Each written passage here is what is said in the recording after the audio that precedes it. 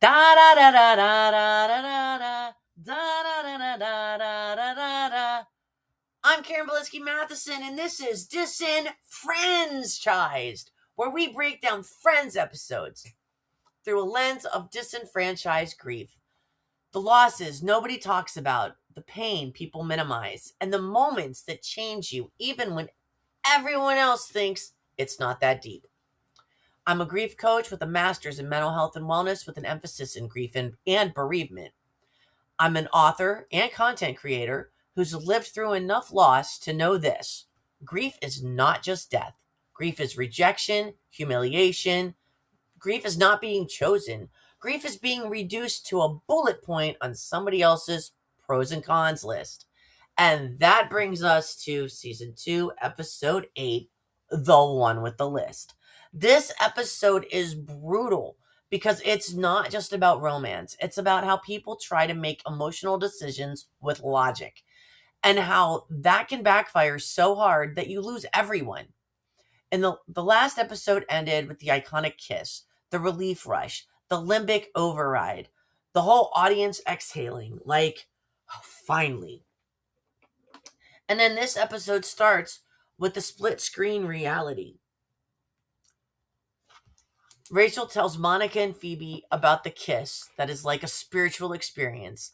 They're basically like, unplug the phone, get the wine, do we need tissues?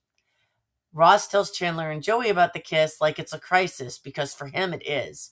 Rachel feels chosen and Ross feels trapped. And right there is our first coaching moment. The same event can be relief for one person and grief for the other. Rachel experiences that kiss as hope. Ross experiences it as pressure. That mismatch matters because when two people are standing in the same moment but living in different emotional realities, somebody is going to get hurt. The plot thread is Ross, Rachel, and Julie, and the list. Facts: Ross is still with Julie. Fact 2, Ross kissed Rachel. Fact 3, Ross has never really gotten over Rachel. So even though the kiss happened, and even though the tension broke, Ross is now stuck in conflict grief. The grief of having no clean option. He has 2 women who care about him, and instead of doing the hard thing, having honest conversations in real time, he does what a lot of people do when they're overwhelmed. He tries to turn it into a spreadsheet. Chandler, with his shiny new computer, suggests making a list. Pros and cons. Rachel versus Julie. And this is where the episode becomes a case study in how not to handle emotional truth. Coaching moment number 2. When you're emotionally flooded, logic can become a weapon. A list feels rational. It feels mature. It feels like you're being responsible. But sometimes a list is just avoidance dressed up as adulthood. Because the truth is, you're not choosing between 2 job offers. You're choosing between 2 human beings. And the way you do it matters. Ross starts listing Rachel's flaws. She's spoiled. She's ditzy. Too into her looks. Just a waitress. And when he gets to Julie, all he can come up with is, she's not Rachel. That line is important because it shows you the truth that he already knows. He doesn't need a list. He just needs courage. But instead, he creates a document that will later become a weapon in Rachel's hands. Not because she wants to hurt him, but because she's going to see it, and it's going to confirm every insecurity she's been trying to hide within herself. So Julie has her own grief, not being chosen. Let's talk about that for a second. Because this episode can easily turn Julie into the obstacle. But Julie is a person, and Julie is about to experience rejection grief and replacement grief. The grief of realizing you were never the main character in your own relationship. Ross breaks up with her because she's not Rachel. Or as the list says, Rachum. And even if Julie doesn't know about the kiss yet, she knows what it feels like when someone's heart is already somewhere else. Coaching moment number 3, not being chosen, is real grief. It's not dramatic. It's not just dating. It's the loss of the future that you were building in your head. It's the loss of safety. It's the loss of dignity. And it's the grief of realizing you were competing with a ghost the whole time. Julie's flaw isn't a flaw. Her flaw is that she isn't Rachel. And that is the most painful kind of comparison grief because you can't fix it. We saw a similar version of this in the one with Phoebe's husband. Phoebe wasn't the girl that Duncan ended up with. Phoebe experienced what Julie's experiencing in this episode. Rachel's grief, the list as an insecurity mirror. Ross decides he wants Rachel. He's ready. He's going to choose her. And then Rachel sees the list. And this is where the episode becomes a punch to the throat. Because Rachel doesn't just read spoiled and ditzy. She reads just a waitress. And if you've ever been reduced to your job title, your income, your education level, your body, your type, your past, you know what this does. It's identity grief. It's worth grief. It's humiliation grief. It's a lot of the same griefs that we've visited repeatedly already in so many previous episodes. It's the grief of being seen through the harshest possible lens by the person that you most wanted to see you with tenderness. And Rachel calls that out. And it's also insecurity confirmation grief when somebody else says out loud the exact things you already fear are true. Rachel reads that list out loud and she's devastated. Ross can't explain it because how do you explain that you tried to make a rational decision about someone's heart?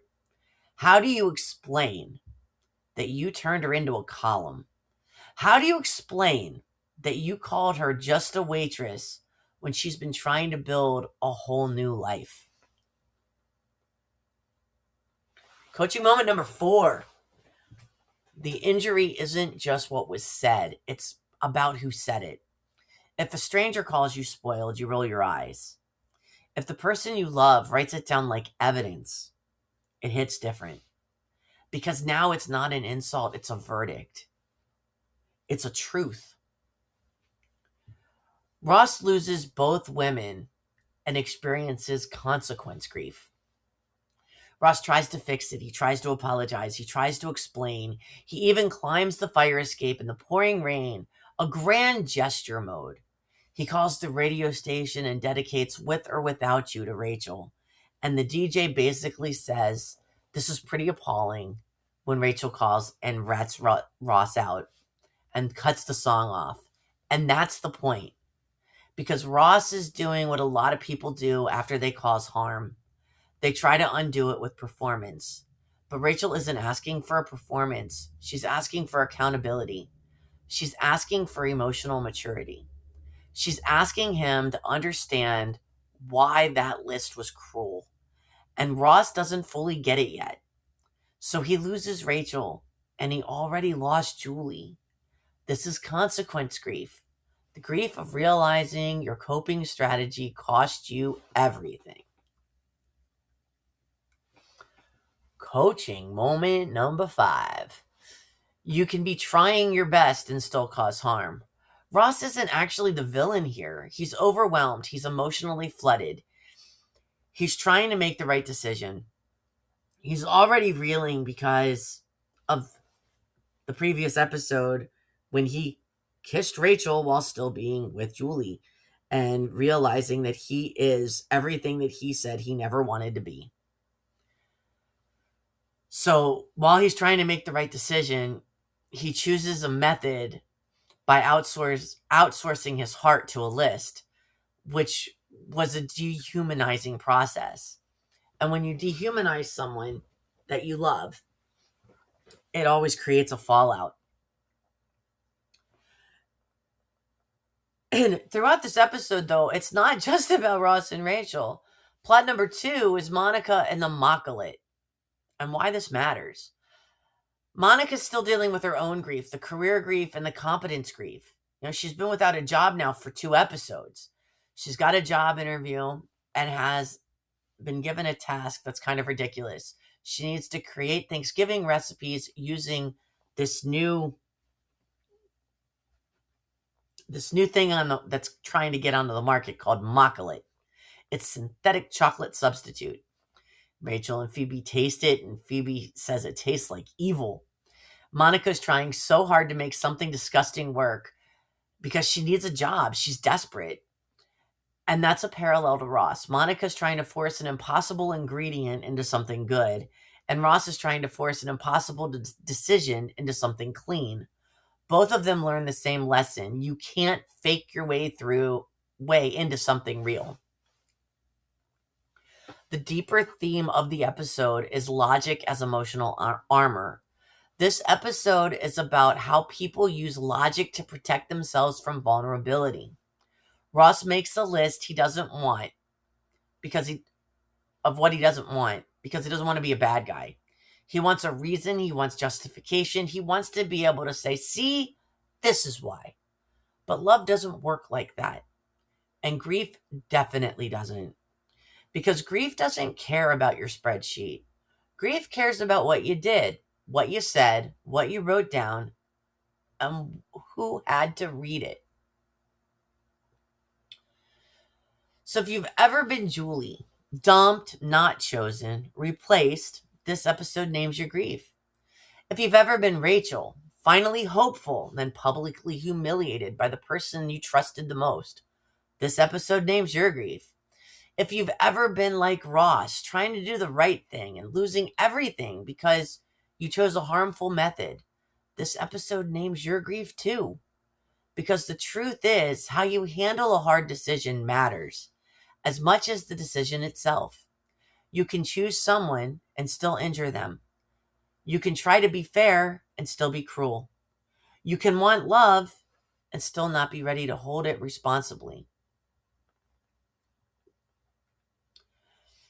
So at The Naked Grief, we recognize all different types, whether it's grief or bereavement. Bereavement, by the way, is grief of physical death.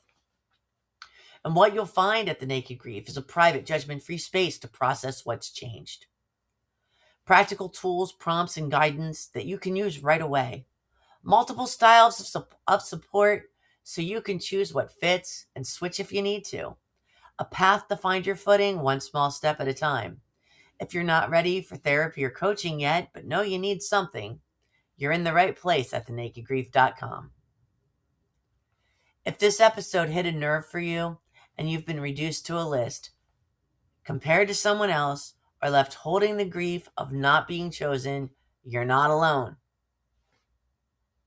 Find the support you need and our current circles at TheNakedGrief.com. Or look to join our Patreon circles coming soon. Until then, join us next week for episode 9, season 2, the one with Phoebe's dad. Until then, have a good one. Da da da da da da da da da da da da da da da da da.